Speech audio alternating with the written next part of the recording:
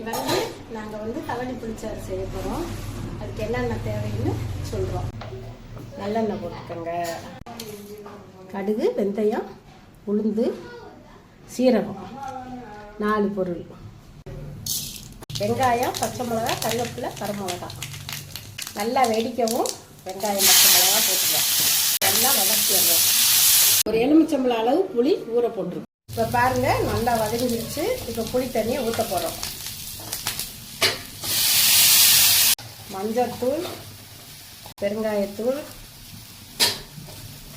உப்பு தேவையான அளவு. இப்போ நல்லா கொதிக்கவும் இறக்கிற வேண்டியது. இது வந்து ரசம் மாதிரி இல்லாமல், குழம்பு மாதிரி இல்லாமல் நடுத்தரமாக வற்றின உடனே இறக்கிடுங்க.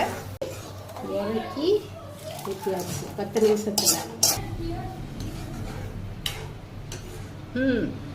சூப்பராக இருக்குது.